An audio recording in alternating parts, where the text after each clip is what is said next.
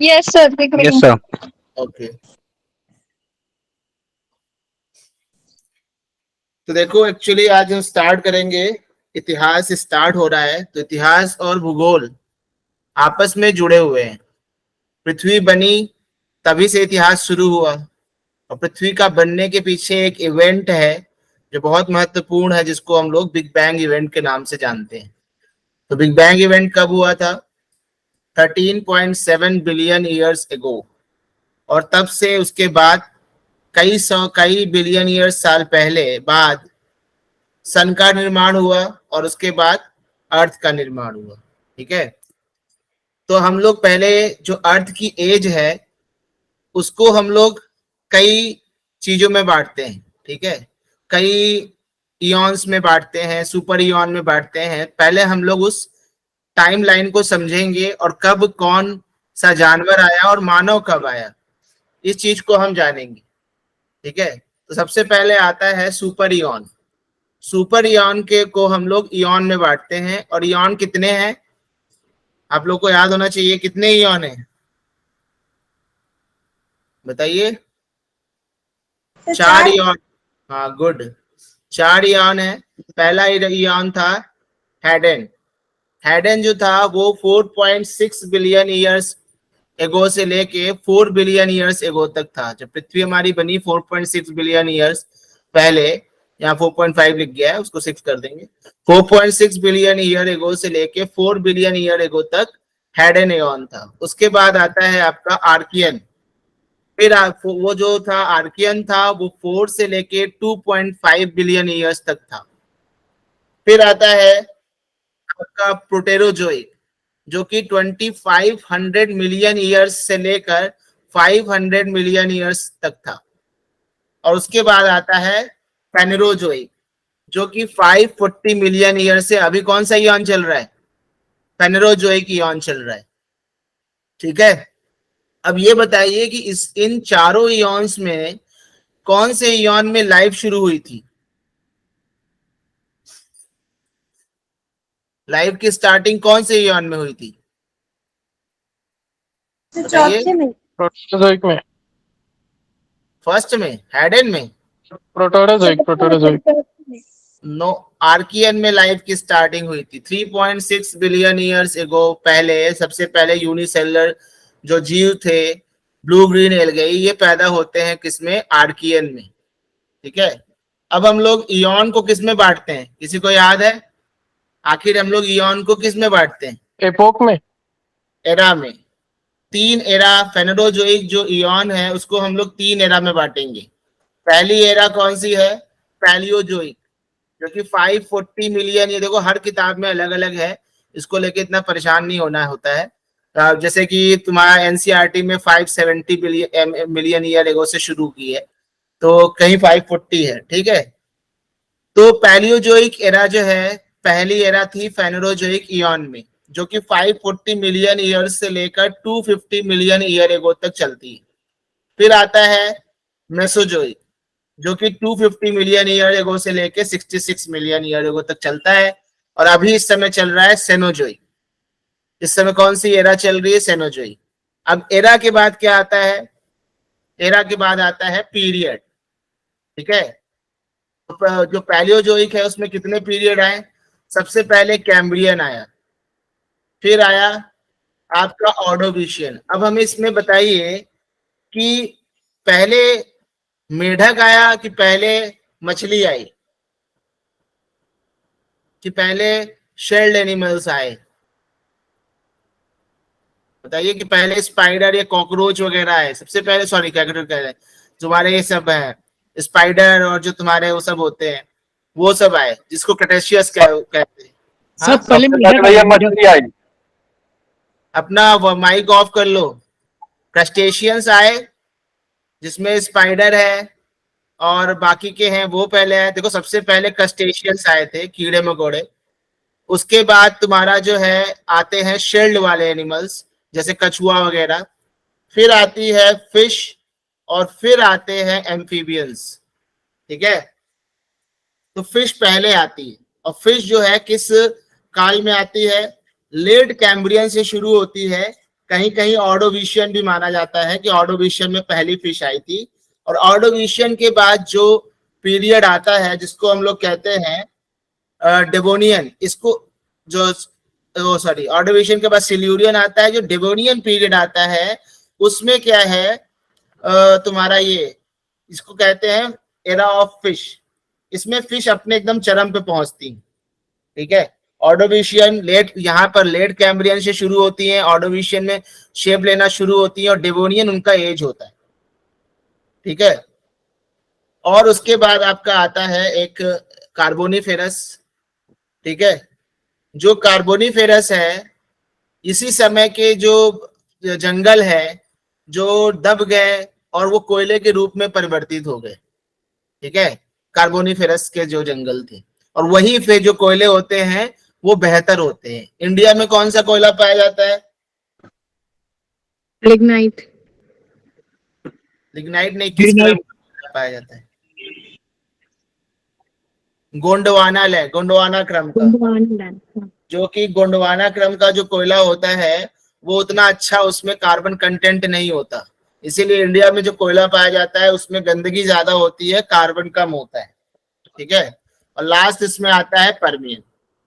उसके बाद मेसोजोइक जो आपका एरा है उसमें आपके 3 पीरियड हैं, ट्रायसिक, जुरासिक और क्रेटेशियस। ये जो आपका एरा है, ये पीरियड है, इसमें जो रेप्टाइल्स थे वो अपने चरम पर थे। रेप्टाइल्स मतलब सरीसृप जिनको कहते हैं, जिसमें डायनासोर वगैरह थे, ये अपने एकदम चरम पे थे। और उसके बाद अभी जो पीरियड वो चल रहा एरा, वो सेनोजोइक, उसमें 2 पीरियड हैं, टर्शियरी और क्वाटरनरी। क्योंकि हम इतिहास पढ़ रहे हैं इसलिए हम भूगोल पर ज्यादा चर्चा नहीं करेंगे, हम आते हैं उस जगह पर जब हमारा मानव की उत्पत्ति होती है। तो मानव की उत्पत्ति होमिनिड से होती है। अभी हम देखेंगे कि होमिनिड क्या होता है। तो लेट मायोसिन जो है, ये जो लेट मायोसिन है, यहाँ पे आखिरी में और प्लायोसिन के स्टार्टिंग में स्टार्ट हो जाते हैं आपके होमिनिड, ठीक है। अभी होमिनिड देखते हैं क्या है। फिर जो हम लोग का लास्ट है क्वाटरनरी पीरियड, इसको हम 2 इपोक में बांटते हैं, प्लीस्टोसिन और होलोसिन। यही जो पूरा पाषाण काल है वो यहीं पर खत्म होता है, और यहीं से शुरू होता है मध्य पाषाण काल, ठीक है, होलोसिन से, ठीक। अभी हम लोग इसको आगे देखेंगे। तो याद रखिएगा कि प्लीस्टोसिन इपोक जो है, इसमें मानव जो है क्या आग जलाना सीखा, पत्थरों के औजार को यूज करना सीखा, नए नए औजारों को उसने स्टार्ट किया, ठीक है। तो ये पूरी हमारे पृथ्वी की एक कहानी थी। इसको प्लीज आप लोग जो है एक बार दिमाग में बिठाने की कोशिश करिएगा, जल्दी याद नहीं होता, पर ट्राई करिएगा, कम से कम याद रहे कुछ हल्का फुल्का, इसके क्वेश्चन गलत ना। फिर हम लोग देखते हैं इतिहास। इतिहास में हमने पहले ही बोला था, इतिहास को 3 भागों में बांटते हैं। एक होता है pre historic period, proto historic period और हिस्टोरिक पीरियड, ठीक है। ये हमने पहले पढ़ लिया था, ये क्या होता है। फिर जो आपका होता है प्री हिस्टोरिक पीरियड क्या है, तो पृथ्वी की उत्पत्ति कब होती है? लगभग 4 अरब 60 करोड़ वर्ष पूर्व, ठीक है। और पृथ्वी के जीवन काल को हम लोग कई भागों में बांटते हैं, जो हम लोगों ने देखा, जिसको हम लोग जियोलॉजिकल टाइम स्केल कहते हैं। और पृथ्वी की पर जीवन की उत्पत्ति कब हुई? 3 अरब 60 करोड़ वर्ष पूर्व, आर्कियन इयॉन में, ठीक है। ये इंपॉर्टेंट क्वेश्चन है, ध्यान रखिएगा इसको, ठीक है। मानव धरती पर कब आया? पूर्व प्लेस्टोसिन काल में। कोई कुछ कह रहा है? कोई कुछ कहा क्या? ओके। मानव धरती पर कब आया? पूर्व प्लाइस्टोसिन काल, मतलब मायोसिन के लेट में और प्लाइस्टोसिन काल के आरंभ में ये स्टार्ट होना शुरू होता है। और लगभग 60 लाख साल पूर्व होमिनिड, होमिनिड क्या होते हैं? होमिनिड जिसमें मनुष्य के भी लक्षण होते हैं, बंदर के भी लक्षण होते हैं, उनको होमिनिड कहा जाता था। तो सबसे पहले 60 लाख वर्ष साल पहले दक्षिणी और पूर्वी अफ्रीका में होमिनिड आते हैं, ठीक है। अब होमिनिड में देख सकते हैं इस समय जो होमिनिड है उनके जो है मेन 4 उसमें प्रजातियां पाई जाती हैं। एक को पोंगो कहते हैं, जिसमें ओरेंगुटान्स आते हैं। इस समय जो ओरेंगुटान है उसमें बोर्नियन और ओरेंगुटान, सुमात्रन ओरेंगुटान। ये सुमात्रा किस देश में है? इंडोनेशिया। Indonesia, good. फिर गोरिल्ला जो है ये दूसरा होमिनिड का एक वैरायटी है। पैन में कौन आता है? चिंपैंजी, जो हमसे बहुत ज्यादा क्लोज हैं। और फिर होमो में केवल बचा कौन है? Homo sapiens. बाकी होमो इरेक्टस, होमो हैबिलस सब समाप्त हो चुके हैं, तो केवल होमो सैपियंस बचा है। ठीक है, अब ये देख लीजिए इसका अच्छे से क्लासिफिकेशन। ये ओल्ड स्कीम है, इसको हम लोग को नहीं देख पाएंगे, ये न्यू स्कीम है। तो ये जो न्यू स्कीम है इसमें सबसे पहली जो सुपर फैमिली है उसको कहते हैं होमिनिडाई, और उसी के अंदर आती है होमिनिडाई, होमिनिडी भी कहते हैं इसको, और हाइलोबैटिडाई। ठीक है, अब ये जो होमिनिडी है उसके अंदर होमिनिन आता है और पोंगिनिन आता है। और होमिनिन में ही हमारे होमो, जानना जरूरी नहीं है, बस हमने बता दिया है बहुत ज्यादा। उसी में आते हैं गोरिल्ला, चिंपांजी और ह्यूमन, ये इसी के अंदर आते हैं। ठीक है, और पोंगो में तुम्हारा आता है ओरेंगुटान, और इसमें ये जो है ये छोटे एप है, इनको लेसर एप कहा जाता है, इनको ग्रेटर एप, ग्रेटर मतलब बड़े बंदर और ये लेसर एप मतलब छोटे बंदर। ठीक है, लेसर एप और ग्रेटर एप कहा जाता है। तो ये इसका क्लासिफिकेशन है जिससे आपको थोड़ा समझ में आए। अब हम लोग मानव विकास का क्रम देखेंगे। जैसे जैसे मानव की बुद्धि बड़ी होती गई वैसे वैसे उसका दिमाग जो है ज्यादा तेज होता चला गया। तो आप देख सकते हैं सबसे पहले जो स्टार्टिंग का होमिनिड था ऑस्ट्रेलोपिथेकस, उसके बाद होमो हैबिलस आया, इन सब के बारे में हम लोग पढ़ेंगे अभी। फिर होमो इरेक्टस आया, फिर होमो सैपियंस आया, और फिर लास्ट में होमो सैपियंस आया जो आधुनिक मॉडर्न मानव है। ठीक है, तो ये विकास का क्रम है, मानव विकास किस तरीके से आगे बढ़ा है। फिर आता है ऑस्ट्रेलोपिथेकस। ये जो ऑस्ट्रेलोपिथेकस है ये सबसे पहला, इसका अर्थ होता है दक्षिणी वानर। ऑस्ट्रेला मतलब दक्षिणी और पिथेकस मतलब वानर। ये नर वानर था, मतलब इसमें मनुष्य और वानर दोनों के लक्षण थे। और ये कब आया? 55 लाख साल पहले से 15 लाख साल पहले के बीच में, इस पीरियड में ये पाया जाता था। ये 2 पैरों वाला होता था और इसका जो था वो उभरा था। इसका मस्तिष्क बहुत छोटे आकार का था, इसीलिए इसे प्रोटो मानव, क्योंकि ये मानव के पहले का स्टार्टिंग का मानव है, इसी से मानव की डेवलपमेंट हुई है, इसलिए इसको प्रोटो मानव या आद्य मानव भी कहा जाता है।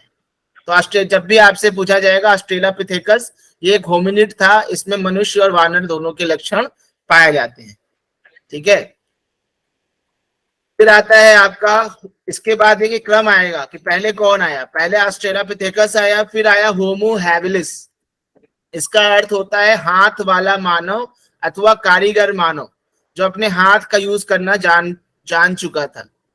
ये एक तरह से वास्तविक मानव की श्रेणी में आता है, और ये अपने हाथों का यूज करके पत्थरों को तोड़कर औजार बनाना शुरू किया। यही था जिसने औजार बनाना शुरू किया, होमो हैबिलिस। तो जहां जहां होमो हैबिलिस की हड्डियां पाई गई हैं वहां पत्थर के टुकड़े भी मिले हैं। तो होमो हैबिलिस का जो अवधि है वो ऑस्ट्रेलोपिथेकस के बाद का है। 20 लाख साल से 15 लाख साल के बीच में इसका जो है पूरा अवधि है। इसका मस्तिष्क जो था ऑस्ट्रेलोपिथेकस से बड़े आकार का था। तो यहाँ पर ध्यान रखिएगा, इसको हाथ वाला मानो या कारीगर मानो, इसी को बोला जाता था। फिर जो है होमो इरेक्टस, ये सीधा मानव है। ठीक है, सीधा सीधा खड़ा हो जाता था, ये झुका हुआ नहीं था जाता।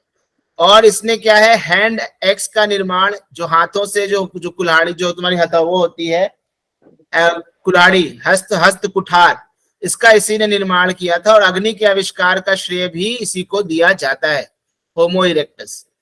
अब चूंकि ये लंबा खड़ा हो जाता था, ये यात्राएं बड़ी दूरी दूरी तक करता था, और इसकी वजह से इसने क्या हुआ, मनुष्यों के विकास में, उनके विस्तार में महत्वपूर्ण भूमिका निभाई। वो एक जगह से बहुत लंबी दूरी की यात्राएं कर लेता था। ये 18 लाख साल से लेके 16 लाख साल के बीच में पाया जाता है। इसके अवशेष अफ्रीका में भी मिले हैं, चीन में भी मिले हैं, दक्षिण एशिया में और दक्षिण पूर्व एशिया, साउथ ईस्ट एशिया और साउथ एशिया, इन दोनों में ही पाए गए हैं। फिर आता है होमो सैपियंस। सैपियंस का मतलब होता है सोचने वाला मानव, बुद्धिमान मानव। आधुनिक मानव का उद्भव किससे होता है? होमो सैपियंस से ही होता है। और जर्मनी में एक प्रकार के मानव का कंकाल मिला है, नियंडरथल मानव। इन दोनों को ऑलमोस्ट सेम माना जाता है क्योंकि दोनों में बहुत समानता है। इसकी अवधि 2,30,000 साल से लेकर 30,000 वर्ष पूर्व तक थी। इसका शरीर कैसा था? छोटा था, और इसका जो मस्तिष्क था पिछले वालों से बड़ा था, तो ये लगातार बड़ा होता जाएगा। अब आता है होमो सेपियंस सेपियंस। ठीक, इसको कहते हैं आधुनिक मानव, और ये 1,15,000 वर्ष पूर्व ऊपरी पुरापाषाण काल में दक्षिणी अफ्रीका में, ऊपरी मतलब क्या होता है? अपर पैलियोलिथिक एज। पुरापाषाण काल को क्या बोलते हैं? Paleolithic age. इसमें ये साउथ अफ्रीका में प्रकट होता है, और इसका ललाट जो था वो बहुत बड़ा था, हड्डियां पतली थी। ठीक है, ये जो आधुनिक मानव था इसको विभिन्न, ये क्या करता था, अलग अलग प्रकार के औजार जो है बना लेता था। ठीक है, लेकिन ये कभी क्लियर नहीं है कि इसको बोलने आता था या नहीं आता था। अभी क्या माना जाता था कि कुछ समय पहले तक कि भाषा का जन्म कब हुआ? पहले ये माना जाता था कि 35,000 BC में भाषा का जन्म होता है। लेकिन अभी क्या हुआ है, कुछ आविष्कारों और कुछ खोजों ने ये बताया है कि भाषा का जन्म 50,000 ईसा पूर्व पहले हुआ है।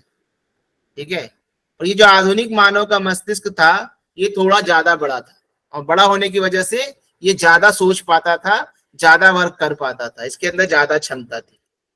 अब भारत में हम लोग देखते हैं कि मानव प्रजाति कैसे पाएगी। हम लोग अभी देखे विश्व में कैसे क्या हुआ, हम लोग भारत में देखते हैं तो भारत में सबसे पहले रामापिथेकस और शिवापिथेकस दो खोपड़ियां पाई गई हैं। तो भारतीय उपमहाद्वीप में शिवालिक की पहाड़ियां हैं।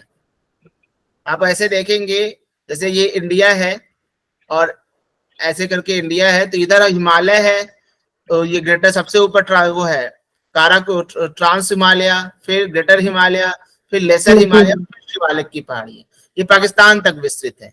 तो इस पाकिस्तान वाले पार्ट में एक पोतवार का पठार है, वहीं पर पाया गया है मानव की खोपड़ियों के, अत्यंत मानव नहीं थे, मानव के जैसे थे, मेनली वानर का ही प्रतिनिधित्व करते थे, वानर ही थे ये लोग। तो इनको रामापिथेकस और शिवापिथेकस कहा गया। इनमें होमिनिडो की विशेषताएं तो मिलती हैं, लेकिन ये मेनली वानर ही माने गए हैं। रामापिथेकस इसमें एक फीमेल खोपड़ी है, और इसका जो है एक और इसी के जैसा एक अन्य फॉसिल पाया गया है, जीवाश्म पाया गया है यूनान से, और उसकी वजह से ये माना जाता है कि ये भी जीवाश्म 1 करोड़ साल पुराना है। लेकिन अभी लोग इसको 22 लाख साल पुराना ही माने थे। अगर इसके साथ इसको एकदम टैली कर लिया जाएगा तो इसका जो उम्र हो जाएगा वो पुराना हो जाएगा 1 करोड़ साल। मतलब कि ये रामापिथेकस कितने साल पुराने पहले थे? 1 करोड़ साल पहले थे। अभी इनको माना जाता है कि 22 लाख साल पहले का है। लेकिन अभी तक ये जो खोपड़ी थी इसका डेवलपमेंट भारत में हुआ, ये भारत में आए या नहीं आए, इसका कोई प्रमाण नहीं मिलता। ठीक है, और इसलिए पता चल लगता है कि ये यहीं पर ये विलुप्त हो गए, यहीं पर डेवलप इनका भारत मानव, ये वाला मानव भारत में उद्भव नहीं हो सका। देखो ये सब इतना बस याद रखना होता है कि जो रामापिथेकस और शिवापिथेकस की पहाड़ कहाँ पाए गए, इनका पीरियड पहले का था, ये जानना जरूरी होता है। ठीक है, अगर इनको 1 करोड़ साल पुराना माना जाएगा तो ये ऑस्ट्रेलोपिथेकस से पहले के हो जाएंगे कि नहीं हो जाएंगे? ऑस्ट्रेलोपिथेकस कितने साल पहले का था? 50 लाख 60 लाख साल पहले। और अगर रामापिथेकस और शिवापिथेकस का 1 करोड़ साल पहले के माने गए तो ये पहले हो जाएंगे, ऑस्ट्रेलोपिथेकस उसके बाद आएगा। ठीक है, तो ये सब चीजें अगर जो आपके करंट अफेयर्स में ऐसी कोई नई चीज आती है इन लोगों से रिलेटेड, तो उसको आप हमेशा गौर से देखते रहिए। ठीक है,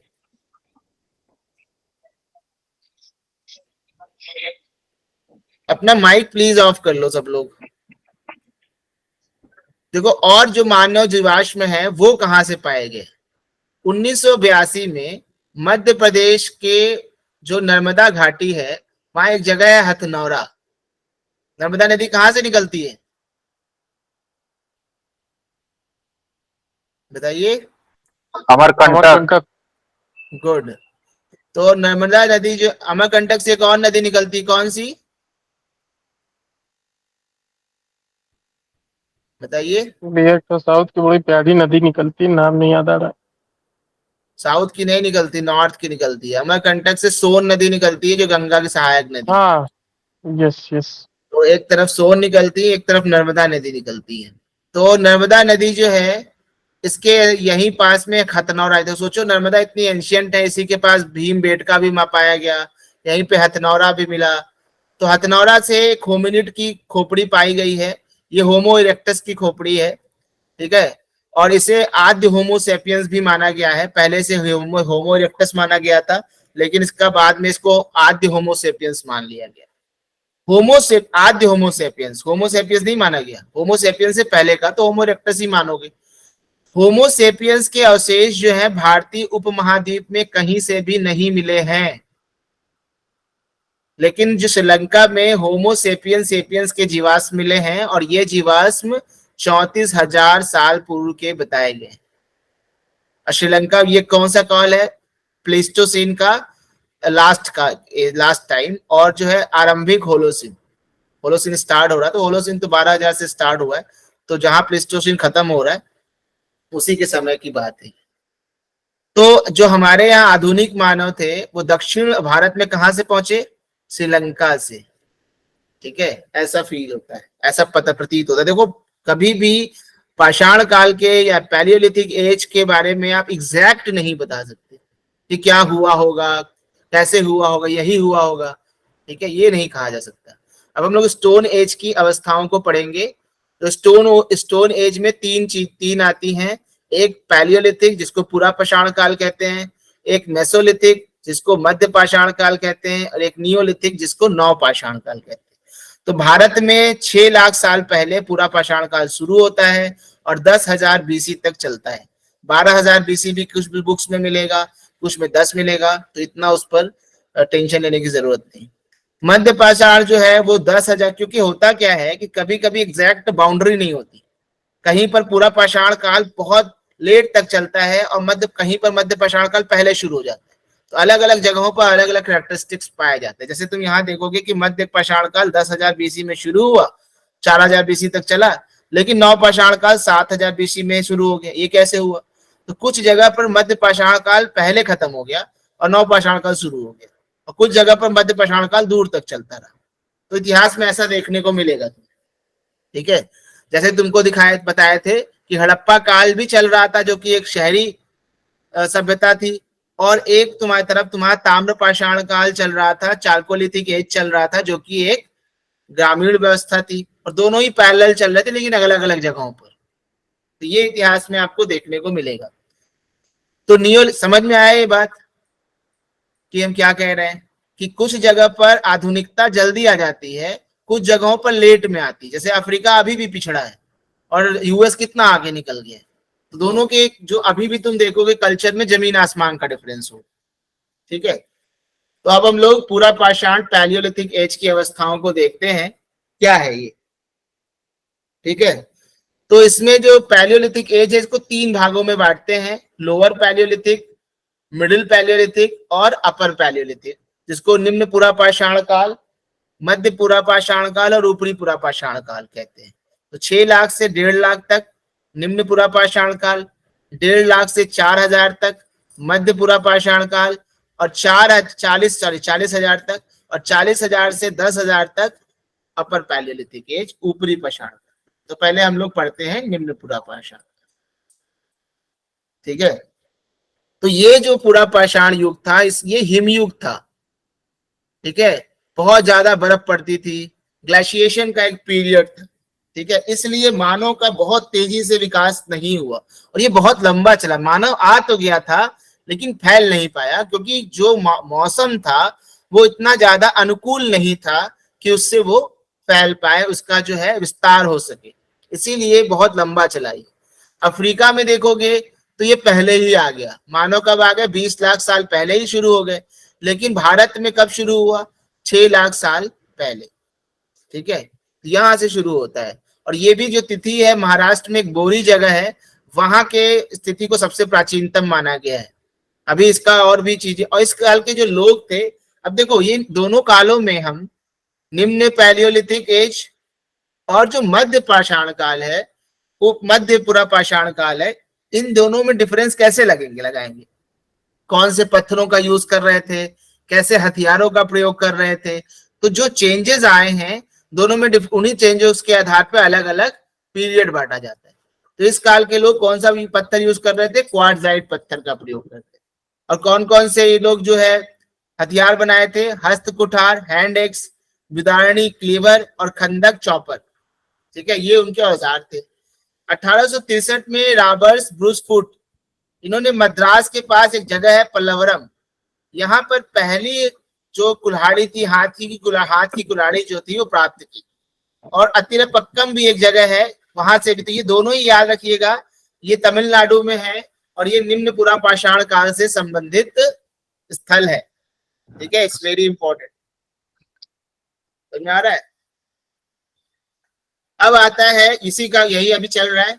तो भारत में जो कुल्हाड़ी पाई गई थी वो पश्चिमी एशिया, यूरोप और अफ्रीका में भी जैसी कुल्हाड़ी पाई गई है वैसी ही है। पत्थर के औजार का यूज क्या होता था, काटने के लिए यूज करते थे, खोदने और छीलने के लिए यूज करते थे। ये जो आरंभिक पुरा पाषाण स्थल है ये पंजाब में सोहन नदी घाटी है, वहां पाए जाते हैं। कश्मीर में भी मिलते हैं, पहलगाम में, थार मरुस्थल में डिडवाना में मिलते हैं। और उत्तर प्रदेश के मिर्जापुर जिले में बेलन घाटी है। बेलन नदी, कोई मिर्जापुर में बेलन नदी जानता है? किसकी सहायक नदी है बेलन नदी? गंगा नदी की है क्या? गंगा नदी सर। बेलन नदी टोंस की सहायक है, टोंस गंगा। ठीक है, तो ये जाके टोंस में मिलती है।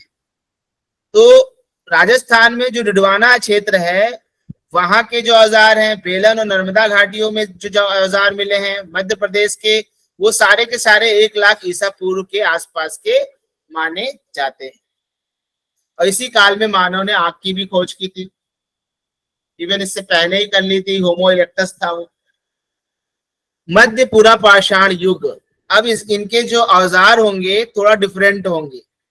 अब ये लोग मोटे मोटे औजार की जगह पतले पतले औजार बनाएंगे जो कि फ्लेक्स से बनते हैं। पत्थर को ऐसे तोड़ दो, ये जो किनारे का हिस्सा होता है इसको फ्लेक कहते हैं। अभी आगे फिगर है। ये जो पपड़ियां हैं ये सारे भारत में पाई गई हैं और इससे ये लोग फलक बनाते थे। वेदनी, वेदनी क्या होती है, एकदम उससे खुरसते थे, एकदम नुकीली होती है। छेदनी, इसको भी नुकीला नुकीला जो खुरचनी होती है। ये छोटे छोटे औजार होते थे। तो इस समय जो काल में क्या क्या मिला है, कोर मिला है, फ्लेक मिला है और ब्लेड के उपकरण मिले हैं। और चूंकि ये फलक ज्यादा, फलक मतलब फ्लेक्स, तो चूंकि फलक ज्यादा मिले हैं इसलिए इसको मध्य पुरा पाषाण काल को फलक संस्कृति की संज्ञा दी जाती है। वेरी इंपॉर्टेंट, ये क्वेश्चन आ चुका है। तो किसको मध्य पुरा पाषाण काल को कौन सी संस्कृति कहा जाता है, तो पूछेगा क्वेश्चन फलक संस्कृति। ये मध्य पुरा पाषाण काल है, मध्य पाषाण काल नहीं है, ये मिडिल पैलियोलिथिक एज है। पूरा पाषाण काल का ही एक पार्ट है ये। इस काल में क्वार्टजाइट के साथ साथ ये लोग जेस्पर और चर्ट भी यूज करते थे पत्थर के रूप में। और यहाँ जहां जहां पर ये जो मध्य पुरा पाषाण काल के क्षेत्र जहां मिलते हैं वहीं पर शुरू वाले भी मिलेंगे। मतलब जैसे निम्न पुरा पाषाण काल किसमें कन्वर्ट हो गया, मध्य पुरा पाषाण काल में। तो जहां निम्न मिलेंगे वहीं पर जनरली मध्य पुरा पाषाण काल के स्थल भी मिलते हैं। ठीक है, अब यहाँ पर एक बटिकाश्म उद्योग देखने को मिलता है। ये क्या होता है, पत्थर के जो गोले होते थे उनसे ये वस्तुएं बनाते थे, पत्थर के गोलों से, जिसको बटिकाश्म उद्योग कहा जाए। इस युग में जो तुम्हारा जो शिल्प सामग्री है वो नर्मदा नदी के किनारे मिलेगी। तुंगभद्रा नदी, तुंगभद्रा किसकी सहायक नदी है बताइए? वेरी इजी है, तुंगभद्रा किसकी सहायक नदी है? कृष्णा। हाँ, कृष्णा। अब ये मध्य पुरा पाषाण काल के स्थल हैं, ये पूरे देश में मिलेंगे। जैसे महाराष्ट्र में नेवासा है, झारखंड में सिंहभूम है, उत्तर प्रदेश में चकिया है, सिंगरौली बेसिन, बेलन घाटी है उत्तर प्रदेश में, मध्य प्रदेश में भीमबेटका है, सोन घाटी है, गुजरात में सौराष्ट्र है। इन जगहों पर मिलते हैं। उत्तर पश्चिम में इनके क्षेत्र नहीं मिलते हैं, ये साउथ में ज्यादा मिलते हैं। ठीक है, अब आता है अपर पैलियोलिथिक एज। ये 40,000 वर्ष पूर्व से 10,000 वर्ष पूर्व तक था। इस अवस्था का अब जब हमेशा जब जलवायु तुम्हारी गर्म होना शुरू हुई तो ये एज इस समय आया। और इसमें दो विशेषताएं हैं पूरे वर्ल्ड में। चकमक उद्योग, चकमक एक प्रकार का पत्थर था, और एक चकमक उद्योग की स्थापना हुई, और आधुनिक मानव भी आता है इसी समय। ठीक है, भारत में तुम देखोगे फलक जिनको ब्लेड्स कहते थे, तक्षणी जिनको ब्यूरिन्स कहते थे, इनका इस्तेमाल देखा गया है ज्यादा ज्यादा पैमाने पर। आंध्र प्रदेश, कर्नाटक, मध्य प्रदेश के मिडिल पार्ट, दक्षिणी उत्तर प्रदेश और बिहार के पठार में भी ये पाए गए। इनके इर्द गिर्द ये मिलते हैं, ये तुम्हारे जितने भी प्लेट्स हैं, ब्यूरिन्स हैं। तो यहाँ पर क्या है कि भीमबेटका में आप देखेंगे कि ऊपरी पूरा पाषाण की गुफाएं मिलती हैं, वहां पर रहते थे इन लोग उन गुफाओं में, और वहां पर आपको उस काल के चित्र भी मिलते हैं। गुजरात में एक टीले हैं, वहां पर जो है ऊपरी पूरा पाषाण के बहुत से स्थल चीजें प्राप्त होती हैं, जैसे फ्लेक्स मिलते हैं, ब्लेड्स, ब्यूरिन्स, इन सबको अभी हम लोग देखेंगे, दिखाएंगे इसमें। अब ये तुम्हारा स्थल है वो कहाँ पाए जाते हैं? मध्य प्रदेश में सोन घाटी है, झारखंड में सिंहभूम है, सिंहभूम आपके मिनरल्स के लिए भी इंपॉर्टेंट है, बागौर है झारखंड में, महाराष्ट्र में जोगदहा है, भीमबेटका आपका मध्य प्रदेश में है। ठीक है, तो ऐसे इनाम गांव है महाराष्ट्र में, ऐसे तुम्हारा आंध्र प्रदेश में रेणुगुंटा है, वेमुला है, कुरनूल की गुफाएं हैं, कर्नाटक में सोरापुर दोआब है। ये सब जगह यहाँ पर अभी हम लोग इसके बारे में देखेंगे मैप में भी। इस काल में नक्काशी और चित्रकारी दोनों रूप में कला का विकास हुआ। और बेलन घाटी में एक जगह है लोहदा नाला, यहाँ से अस्थि से, हड्डियों से निर्मित एकमात्र देवी की मूर्ति मिली। लोहदा नाला बेलन घाटी यूपी में ही है, मिर्जापुर के पास। ये देखिए, ये पैलियोलिथिक साइट्स हैं, इसमें ये डिडवाना यहाँ पर है, और यहाँ बूढ़ा पुष्कर भी है। अब बूढ़ा पुष्कर झील कहाँ पर है? जयपुर। हाँ, जयपुर, जयपुर। भैया राजू- माइक अजमेर वो में। क्या कहते हैं, मैप से प्रेजेंट कर रहे हैं हाँ, क्या? अजमेर, अजमेर। क्या कह रहे हो? मैप से भी प्रेजेंट कर रहे हैं क्या? मैप दिख रहा है? नहीं, मैप नहीं दिख रहा है। मैप नहीं मतलब दिख रहा मुझे है? नहीं दिख रहा है, मैं बाकी का नहीं। थोड़ा उसको जूम सर- कर लो ना, तुम्हें दिख नहीं रहा है क्या मैप? बाकी लोग को तो दिख रहा होगा मैप। थोड़ा मुझे उसको तो जूम प्लेन करके पेज दिख देखो। रहा है कॉग्निटिव का। अरे, बाकी लोग को मैप दिख रहा है सबको? Yes sir. सर दिख रहा है सर। एक बार लीव ठीक है, करके मैं आओ देखता अमित। हूँ। हाँ, हाँ, आप कंटिन्यू रखिए, मैं देख लेता ठीक है। डिडवाना यहाँ पर है, बूढ़ा पुष्कर है, यहाँ पर उमरेठी है। देखो ये जो गोल गोल है, ये दिखा रहा है कि ये लोअर पैलियोलिथिक साइट है, और जो ये ट्रायंगल वाली है वो दिखा रहा है मिडिल पैलियोलिथिक साइट है, और जो तुम्हारा ये है रेक्टेंगल है वो दिखा रहा है अपर पैलियोलिथिक साइट है। और अगर इस तरह का है तो वहां तीनों पाए गए। तो यहाँ पर देखोगे ये कैसी है, लोअर, लोअर मतलब निम्न पुरा पाषाण का।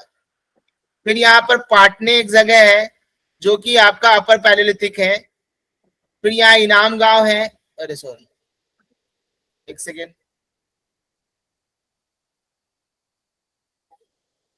हाँ, तो यहाँ पर इनाम गांव है जो कि आपका लोअर जो वो अपर पैलियोलिथिक है, और यहीं पर आपको ताम्र पाषाण भी मिलेगा। ये बोरी है, जो बोरी हम लोग पढ़े थे महाराष्ट्र में, ये भीमा नदी के किनारे है, और भीमा किसकी सहायक नदी है? कृष्णा की सहायक नदी।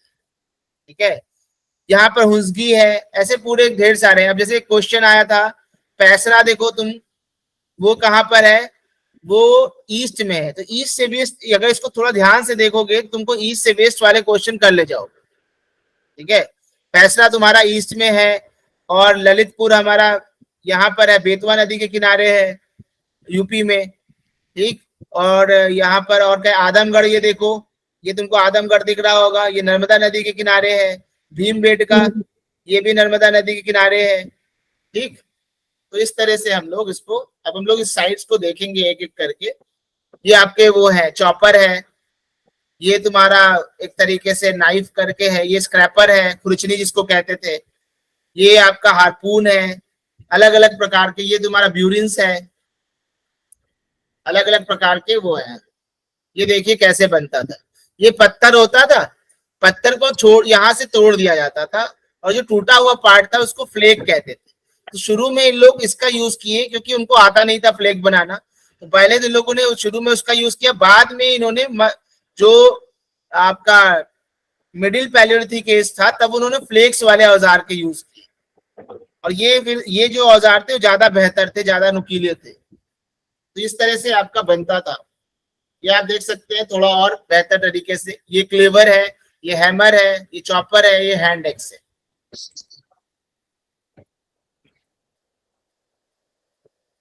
इसके और एक दो फिगर है। अब हम जरा देखेंगे कि ये जो पैलियोलिथिक एज है इसके कौन कौन से फेमस स्थल हैं। तो पहला है पहलगाम। पहलगाम जो है ये कश्मीर में है। कश्मीर में एक नदी है लिड्डेर नदी। वो लिड्डेर नदी किसकी सहायक है? झेलम नदी की। और यहाँ से कुल्हाड़ी के अवशेष प्राप्त हुए हैं। और यहाँ पर एक जगह है ओवेरा अरु वन्य जीव अभ्यारण्य वाइल्ड लाइफ सेंचुरी। यहाँ पर गुफाएं जो हैं उन गुफाओं में इस काल के बहुत से अवशेष मिलते हैं। ठीक है। पहलगाम, पहलगाम किस नदी के किनारे है? लिड्डेर नदी। और लिड्डेर नदी किसकी सहायक नदी है? झेलम की। याद रखिएगा, इसमें कश्मीर उसका आपका दोनों ही तैयार हो रहा है, ज्योग्राफी भी। फिर आता है डिडवाना। ये जो है राजस्थान में स्थित है और इसमें निम्न पुरा पाषाण काल, मध्य पुरा पाषाण काल और उत्तर पुरा पाषाण काल तीनों के औजार प्राप्त होते हैं। फिर आता है बूढ़ा पुष्कर। अभी मैंने दिखाया यह झील राजस्थान में अजमेर में स्थित है और यहाँ पर जो बाद का पूरा पाषाण काल था उसके साक्ष्य मिलते हैं, ऊपरी पूरा पाषाण काल। फिर आता है पाटने। ये बहुत इंपॉर्टेंट है, ये महाराष्ट्र में है और यहाँ पर शुतुरमुर्ग के अंडे प्राप्त हुए हैं। ये क्वेश्चन बहुत बार आ चुका है।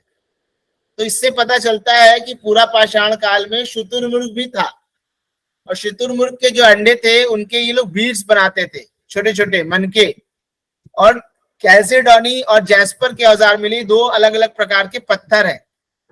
ठीक है, कैल्सेडोनी और जैस्पर। बीड्स आप लोग जानते हैं, माला में हल्के हल्के छोटे छोटे बीड्स होते हैं, उनको मनके कहते हैं। बोरी, बोरी कहाँ पर है? ये महाराष्ट्र में भीमा नदी के किनारे है, भीमा नदी। और भीमा किसकी सहायक नदी है? कृष्णा की। और यहाँ से निम्न पुरा पाषाण काल के साक्ष्य मिलते हैं।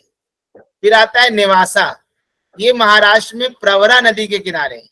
प्रवरा गोदावरी की सहायक नदी है और यहाँ पर ऊपरी पाषाण काल के साक्ष्य मिलते हैं। ठीक है। फिर आता है आदमगढ़। ये जो है यहाँ से जो आदमगढ़ है, आदमगढ़ में आपको पूरा पाषाण काल का भी साक्ष्य मिलेगा और मध्य पाषाण मेसोलिथिक और पैलियोलिथिक दोनों का मिलेगा। ये नर्मदा नदी के समीप नर्मदापुरम नामक शहर में ये है और यहीं से पशुपालन का प्राचीनतम साक्ष्य मिला है, लेकिन पूरा पाषाण काल का नहीं। पशुपालन जो है वो मध्य पाषाण काल मेसोलिथिक एज की पहचान है। ठीक है, क्योंकि ये यहाँ पर दोनों की आपको मिलेगी ना, इसलिए। फिर आता है हुंसगी। हुंसगी कहाँ पर है? कर्नाटक में। और ये भी कृष्णा नदी के तट पर है, यहाँ लिखना भूल गया। ये यहाँ पर जो है ऊपरी पूरा पाषाण काल के औजार मिले। करनूल है आंध्र प्रदेश में, जो कि तुंगभद्रा नदी के किनारे है। यहाँ से राख का अवशेष मिला है। करनूल के पास एक गुफा है जिसको बोलते हैं केटवरम की गुफाएं। हेलो, केटवरम की जो गुफाएं हैं वहां पर रॉक पेंटिंग मिली है इस काल की। तो ये आईएएस के लिए एक इंपॉर्टेंट पॉइंट है। बीसीएस में मुश्किल है पूछना, लेकिन आईएएस में आ सकता है। तो केटवरम जो है याद रखना, ये करनूल में है। यहाँ पर पैलियोलिथिक रॉक पेंटिंग्स मिली है। फिर आता है गुड़ियाम की गुफाएं। इसकी खोज किसने की थी? रॉबर्ट ब्रूस फूट ने की थी। ये तमिलनाडु राज्य के तिरुवल्लुर जिले में स्थित है। ठीक है, देखो सारे तो बता पाना मुश्किल है, लेकिन जितने इंपॉर्टेंट मुझे लगे मैंने उसको नोट कर दिया। रेडीगुंटा, यहाँ पर आपको पूरा पाषाण काल की तीनों अवस्थाओं का साक्ष्य मिलता है और ये जो स्थल है आंध्र प्रदेश में मिलता है। और यहाँ पर आपको ब्लेड मिलेगा, ठीक है, ब्यूरिन्स मिलेंगे। फिर आता है उमरेठी। ये गुजरात में है और गुजरात में ये हीरन नदी के तट पर स्थित है और ये निम्न पाषाण काल का स्थल है। और पैसरा जो है वो बिहार में स्थित है और ये भी निम्न पाषाण काल का स्थल है। यहाँ पर हम लोगों ने पैलियोलिथिक एज को कंप्लीट किया। हम लोग एक बार फिर से इसके जो मैप देखा था हम लोगों ने, एक बार फिर से देखते हैं। और जिन जिन स्थलों को देखा है, ये देखिए आप लोगों को गुड़ियाम दिख रहा होगा, गुड़ियाम। ये है आपका रेनीगुंटा, ठीक है, ये गुड़ियाम है। रेनीगुंटा यहाँ पे तो नहीं, थोड़ा ये गड़बड़ है मैप। ये वो हुंसकी है आपका, ठीक है। और क्या हम लोगों ने देखा, ये है पैसरा, ये है उमरेठी, ये पाटने है, ये नेवासा है। तो इस तरह मैप में ढूंढिएगा। और ये अभी के मैप में ढूंढिएगा। जो भी मैंने आपको स्थल बताए हैं, ये तो एक मैप है, अपने अपने गूगल मैप में ढूंढकर और उसको एक लिस्ट बना लीजिएगा, पैलियोलिथिक साइट की एक लिस्ट बना के उसमें सेव कर लीजिएगा। और थोड़ा थोड़ा करके उसको देखते रहिएगा कि ये कहाँ पर है, कैसे है। अगर वो एग्जैक्ट स्थल नहीं मिल रहा है तो उसके आसपास का स्थल बना के उसको सेव कर लीजिएगा, ठीक है। एक से एक उसमें आप प्राइवेट लिस्ट बना सकते हैं गूगल मैप में, और उसको बना के देखते रहिएगा। इससे आपका ये मैपिंग भी क्लियर हो जाएगी, स्थल कहाँ पाया जाता है ये भी क्लियर हो जाएगा, ठीक है। फिर हम लोग जो है इस पर आते हैं नेक्स्ट, मध्य पाषाण युग, मेसोलिथिक पीरियड। तो जो मेसोलिथिक पीरियड था, एज था, वो 10,000 BC, जब दुनिया गर्म होना शुरू हुई। तो वो आपका, अच्छा एक बात बताइए, आखिर क्या वजह था कि जो पैलियोलिथिक एज था, पूरा पाषाण युग था, उसमें पशुपालन शुरू नहीं हो पाया? पशु तो थे ना, आदमी भी था, पशुपालन क्यों नहीं शुरू हुआ?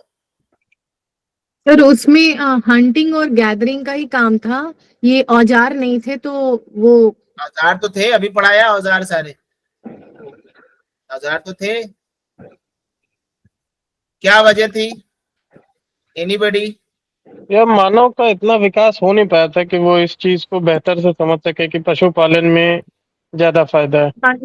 हंटिंग और गैदरिंग तक ही क्योंकि सीमित थे भैया लोग। उस समय जो है असभ्य और बर्बर भी थे अरे लोग। यार तुम लोग को सर उस सबको समय बताया घास नहीं मैंने, थी, उस समय ठंड उस टाइम थी, घास टेम्परेचर के बहुत मैदान ही नहीं थे। लो रहता था। ध्यान से सोचो, जब घास के मैदान ही नहीं होंगे तो कैसे, जब ठंडी होगी तो वो कैसे पशुपालन करेंगे? उस समय ग्लेशिएशन का पीरियड था, जब पृथ्वी ठंडा होना शुरू हुई तब मध्य पाषाण काल युग शुरू होता है। वो गर्म होना शुरू हुई तब मध्य पाषाण युग शुरू होता है। और तब चारागाहों का डेवलपमेंट हुआ, घास के मैदान डेवलप हुए, और जब घास के मैदान डेवलप हुए तो पशुपालन की अनुकूल दशाएं शुरू हुई, है ना? समझ में आया? Yes sir. तो मध्य पाषाण काल की जानकारी सबसे पहले 1867 में CL कार्लाइल, ठीक है। सूरज कुछ कह रहे हो क्या? चलो हो गया सर, हो गया। ओके। तो मध्य पाषाण काल की जानकारी 1867 में CL कार्लाइल द्वारा विंध्य क्षेत्र में लघु पाषाण उपकरण। देखो एक चीज है, मेसोलिथिक जब भी आएगा दो चीज आप याद रखिएगा, एक पशुपालन और दूसरा आपका माइक्रोलिथ, लघु पाषाण उपकरण। बहुत छोटे छोटे पाषाण उपकरण बनना शुरू हुए थे। ये दोनों इसकी खासियत है, बहुत ही ज्यादा इंपॉर्टेंट है, ठीक है। तो विंध्य क्षेत्र जो है वहां पर कार्लाइल महोदय ने लघु पाषाण उपकरण खोजे थे, ठीक है। फिर ऊपरी पूरा पाषाण युग का अंत 12,000 ईसा पूर्व कोई मानता है, कोई 10,000 ईसा पूर्व मानता है, कोई भी एक आप ले सकते हो। इस तरह क्वेश्चन आएगा। जब जलवायु बदली, वातावरण में परिवर्तन हुआ और घास के मैदानों का विकास हुआ, ठीक है। और ये जो काल है वो क्या है, नव पाषाण और पूरा पाषाण के बीच का संक्रमण काल है। इस काल के लोग शिकार भी करते थे, मछली भी करते थे, खाद्य वस्तुएं बटोरते थे, और आगे चलकर वे पशुपालन भी करने लगे। और इस युग की सबसे इंपॉर्टेंट चीज है ये सूक्ष्म पाषाण, microlith, very very important keyword. और पशुपालन, प्लीज इसको माइंड में आज अभी ही बैठा लो। राजस्थान, दक्षिणी उत्तर प्रदेश, मध्य और पूर्वी भारत में मध्य पाषाण स्थल काफी मात्रा में पाए गए हैं। राजस्थान में भगौर है, साउथ उत्तर प्रदेश में, पूर्वी भारत में और मध्य भारत में अच्छे खासे उसमें पाए गए हैं, और दक्षिण भारत में ये कृष्णा नदी के साउथ में पाए जाते हैं। तो राजस्थान में जो बागोर है, यहाँ पर भी पशुपालन का प्राचीनतम साक्ष्य मिला है। तो यहाँ पर देखोगे जो बागौर था, बागौर में माइक्रोलिथ जो सूक्ष्म पाषाण है, इनके उद्योग जो थे वो बहुत डेवलप थे, और यहाँ के जो निवासी थे वो जीविका से उनकी जीविका कैसे चलती थी, शिकार से और पशुपालन से। और पशुपालन का प्रारंभिक साक्ष्य भी इसी काल में मिलता है। मध्य प्रदेश में बताया आदमगढ़ और राजस्थान के बागौर में पालन का प्राचीनतम साक्ष्य मिलता है। सबसे पहले कुत्ते को पालतू पशु बनाया गया था। ठीक है, फिर आपका क्या आता है, इस काल में एक और इम्पोर्टेंट परिवर्तन हुआ, प्रक्षेपास्त्र तकनीकी का विकास। का मतलब ये है कि लोग तीर कमान चलाने लगे। ठीक है, और ये एक इम्पोर्टेंट इस काल का इवेंट है। और इसमें जो है पश्चिम बंगाल में वीरभानपुर, गुजरात में लंघनाच, तमिलनाडु में टेरी समूह, मध्य प्रदेश में आदमगढ़, राजस्थान में बागौर, और गंगा घाटी में सराय नाहर राय एवं महदहा। कहाँ है आप लोग ये सराय नाहर राय एवं महदहा, कहाँ पे है ये सब जगह? प्रतापगढ़। प्रतापगढ़। प्रतापगढ़ में दमदमा भी है। दमदमा भी है। ठीक है, दमदमा में 3 कंकाल मिले थे। मैदाहा मिर्जापुर। हाँ, गुड। ठीक है, जो है मानवीय आक्रमण और जो है युद्ध का प्रारंभिक साक्ष्य सराय नाहर राय से प्राप्त होता है। बागौर से जो है इस काल के पाषाण उपकरणों के साथ साथ मानव का कंकाल भी मिलता है। लंघनाथ से भी क्या मिलता है, लघु पाषाण उपकरण, उसके साथ साथ पशुओं की हड्डियां, कब्रिस्तान और कुछ मिट्टी के बर्तन भी प्राप्त होते हैं। अब देखो, इस समय लोगों को दफनाया जाता था। ये जो है पूरा पाषाण काल में ये नहीं मिला है। लोगों की जो दफनाने की प्रक्रिया, जो इस काल की एक बड़ी इंपॉर्टेंट पहचान भी है। ठीक है, लेखैया जो है एक जगह है, लेखैया कहाँ पर है बताओ अमित तिवारी, लेखैया किधर है? भैया भूल गए। तुम्हारे घर के पास है, मिर्जापुर में, बेलन नदी घाट की घाटी के बगल। भूले हो, गए नहीं घूमने वहां पे तुम? कहाँ भैया, कहाँ जाना होता तुम है? इतना घूमते रहते हो विंध्य की पहाड़ियों में, वहां नहीं गए तुम? विंध्य की पहाड़ियों में भैया बगल में, वहाँ दर्शन वर्शन करने जाना तो जाते हैं, कहाँ साइड कहाँ देखने जाएंगे। चलो ठीक। तो तिवारी लेखैया जी विवाह से पहले जाते थे, अब नहीं जाते। अच्छा लेखैया जो अच्छा, है बकैती। सर ये मिर्जापुर में कहाँ पे है? ये मेजा जो बेलन नदी घाटी मेजा तहसील में मिलेगा, वो ढूंढ लेना, मैप में दिख जाएगा। मिर्जापुर लेखैया जो है का वहां से 17 नर कंकाल मिले हैं, और इसमें से अधिकांश का जो सिर है वो पश्चिम दिशा में। महादहा को किसी में जो ऐसी जो समाधि है जिसमें स्त्री और पुरुष दोनों को साथ साथ दफनाया दिया गया है। एक ऐसी समाधि है जिसमें पुरुष और स्त्री दोनों को साथ साथ दफनाया गया है महादहा में। महादहा कहाँ है? प्रतापगढ़। ये देखो माइक्रो छोटे छोटे, ठीक है, छोटे छोटे वो है। फिर आप ये देख सकते हैं इनके प्रमुख स्थल, चुपानी मांडो। चुपानी मांडो कहाँ है? ये बेलन नदी में, बेलन नदी क्या है? टोस नदी की सहायक है, उसके तट पर स्थित है। यह स्थल जो है प्रयागराज और मिर्जापुर के मध्य है। यहाँ से प्रारंभिक मध्य पाषाण काल से गोलाकार 5 झोपड़ियों के साक्ष्य मिले चुपानी मांडो से। दमदमा ये प्रतापगढ़ जिले में स्थित है, और इसमें कुल 41 नर कंकाल मिले हैं। इसमें से एक में 3 मानव कंकाल है, मतलब समाधान जो है ना वो जहां पर दफनाया गया है, उसमें से एक में 3 मानवों को दफनाया गया एक साथ। ये क्वेश्चन पीसीएस 2016 में आया था। ठीक है, ठीक, एक कौन सा था जिसमें 3 एक साथ? और 5 ऐसी समाधियां हैं जिसमें 2 लोगों को एक साथ दफनाया गया। 35 ऐसी हैं जो सिंगल है। यहाँ पर गर्त चूल्हे मतलब गड्ढे में चूल्हे के भी प्रकाश साक्ष्य मिले। गर्त मतलब गड्ढा, गड्ढे में चूल्हे के भी साक्ष्य मिले। ठीक है, सराय नाहर राय ये कहां पर है? ये उत्तर प्रदेश के प्रतापगढ़ जिले में स्थित है। ठीक है, और यहाँ पर कुल 11 मानव समाधियां मिली हैं और 8 गर्त चूल्हे भी मिले हैं। यहाँ पर एक ऐसी समाधि है जहां पर 4 लोगों को एक साथ दफनाया गया है, 2 पुरुष और 2 स्त्रियां एक साथ दफना दिए गए। ठीक है। और यहाँ की जो कब्रें थी वो आवास क्षेत्र के अंदर स्थित थी और कब्रें थोड़ी अंडाकार थी। गर्त चूल्हे जो इनके चूल्हे मिले हैं उसमें हिरण, बारहसिंगा, जंगली सुअर, इनकी अधजली हड्डियां भी मिलती हैं। अब इनके प्रमुख स्थल में और कौन सा है? महादहा, ये भी वहीं पर प्रतापगढ़ में दमदमा, महादहा, ठीक है, ये सब अगल बगल है। सराय नाहर राय, ये सब पास पास में है और हर जगह कंकाल मिले हैं। महादहा से हड्डी के उपकरण भी मिले हैं और आभूषण भी मिलते हैं। ठीक है, जो उपकरण है उसमें जो है जो तुम्हारा वो है हिरण है उसके छल्ले मिलते हैं, गर्त चूल्हे मिलते हैं और यहाँ पर एक समाधि में जो है स्त्री और पुरुष दोनों को एक साथ दफनाए जाने का साक्ष्य यहाँ से भी मिलता है। ठीक है, और सामूहिक समाधान का साक्ष्य भी मिलता है। कब्रों में जो अस्थि पंजर मिले हैं उन्हें पूर्व से पश्चिम दिशा में दफनाया गया, मतलब सिर कहाँ होता था? पश्चिम में।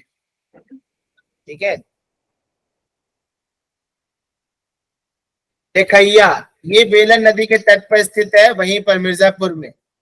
यहाँ से भी मानव कंकाल प्राप्त हुए हैं। बागौर, ये राजस्थान में है, यहाँ पशुपालन का प्राचीनतम साक्ष्य है। ये देखिए आप, ये आपका थोड़ा सा बड़ा करेंगे तो आपको दिखाई देगा कि कहाँ कहाँ पर क्या है। ये रेनीगुंटा है जो आंध्र प्रदेश में है, ये पैसरा, ये बीरभानपुर है। ये क्वेश्चन आया था नॉर्थ टू साउथ, ये ईस्ट टू वेस्ट, पहले बीरभानपुर था फिर पैसरा था। ठीक है, इस तरह का क्वेश्चन आया था। घटना चक्र में आप लोग देखेंगे तो मिलेगा वो क्वेश्चन। आप लोग का काम है कि जैसे ही ये खत्म हो अभी जाकर ही घटना चक्र में इसके क्वेश्चन लगा लीजिए। ठीक है, और साथ में इसको रिवाइज कर लीजिए। और थोड़ा सा मैं इसको जो है और थोड़ा टाइम मिलेगा तो अपने से ही मैं एक मैप बना के उसको सही साफ सुथरा करने की कोशिश करूंगा, बट टाइम की थोड़ी लैग था इसलिए मुझे ऐसा करना था। अब जो प्राचीनतम कलाकृतियां हैं वो कहाँ से मिली हैं? मध्य प्रदेश के भीमबेटका से प्राप्त हुई हैं और वहां पर पूरा पाषाण और मध्य पाषाण दोनों की कलाकृतियां मिलती है।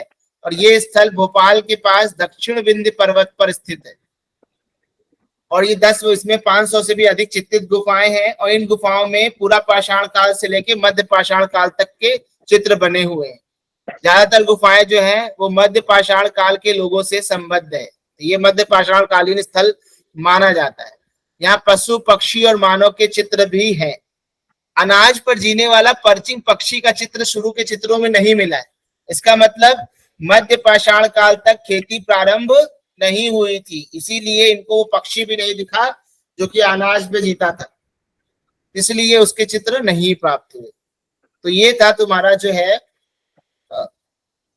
ये था आज का लेक्चर। इसमें हम लोगों ने पूरा मध्य पाषाण काल, पूरा पाषाण काल, इसमें बहुत फैक्ट्स हैं, इनको थोड़ा याद करने में तुम्हें टाइम लगेगा। सो इसको आप लोग आज ही कंप्लीट करिए और इसके साथ साथ जितना भी आपका क्वेश्चंस है घटना चक्र आप लोग पूर्वालोकन की ले लीजिए, इंपॉर्टेंट किताब है। ठीक है, और उसके सारे क्वेश्चन लगा दीजिए। कुछ एक्स्ट्रा पॉइंट भी मिलेगा तो उसको इस नोट्स में ऐड कर ले, तो पूरा का पूरा कंप्लीट हो जाएगा आपका ये। हम लोग 9 पाषाण काल कल से स्टार्ट करेंगे, 9 पाषाण काल कल खत्म कर देंगे, फिर धीरे धीरे इसको लेकर ये पूरा हम लोग का पैलियोलिथिक एज खत्म हो जाएगा, फिर हम लोग हड़प्पा काल आगे की तरफ बढ़ेंगे। कल का जो टेस्ट था किसने किसने दिया और क्या उसमें उसको लगा कि क्वेश्चन समझ आए? क्या आपने उसको उस टेस्ट को रिव्यू किया? उस टेस्ट को रिव्यू किया? मैंने एक क्वेश्चन दिया था कि जो बोर्ड ऑफ कंट्रोल है और उनके मेंबर्स, उनके जो पैसे थे, उनके जो वेतन थे, वो कौन से एक्ट के द्वारा दिए गए थे? ठीक है, बताइए। और कहां से दिए जा रहे थे? भारत के रिवेन्यू से कि ब्रिटिश के रिवेन्यू से? बताइए। भारत की सर, भारत की। और मैंने क्वेश्चन में क्या डाला था? कोई ध्यान दिया था? मैंने उसमें ब्रिटिश रिवेन्यू डाला था और उसमें था कि भारत के रिवेन्यू से दिए जाएंगे। जी सर। उसको एक एक पॉइंट को आप लोग, इसीलिए मैं बोलता हूं टेस्ट अगर नहीं देंगे तो फिर आपके वो जो दिमाग फोकस करना था पॉइंट पे, वो पॉइंट नहीं आएगा और वो निकल जाएगा, और वो फिर क्वेश्चन दोबारा आपको कभी नहीं दिखेंगे। इसलिए टेस्ट देना बहुत ज्यादा जरूरी है। टेस्ट को बिल्कुल भी हल्के में मत लीजिए, क्योंकि टेस्ट एग्जाम में हमें क्वेश्चन ही करना होता है। तो पहले गलतियां कर लोगे यहाँ पर, तो एग्जाम में नहीं करोगे। मेरे क्वेश्चन ऐसे हैं जिसमें आईएएस और पीसीएस दोनों को मैं मिक्स करके बनाता हूँ, कि आप लोगों का दोनों में फायदा हो, आईएएस में भी और पीसीएस में भी। ठीक है, तो इसलिए टेस्ट बिल्कुल भी कभी भी आप छोड़िए मत, ये एक रिक्वेस्ट है। बिकॉज अगर आप सीरियस हैं, आप अगर टेस्ट छोड़ देंगे तो आप फिर बहुत पीछे चले जाओगे। तो टेस्ट ही आपको आपकी कमियों से परिचित कराएंगे कि आपकी कमियां क्या है। तो चलिए आज क्लास यहीं तक, अननेसेसरी एक्स्ट्रा बड़ी करने की कोई जरूरत नहीं है। Okay, bye bye. नमस्ते सर। शुक्रिया। नमस्ते सर।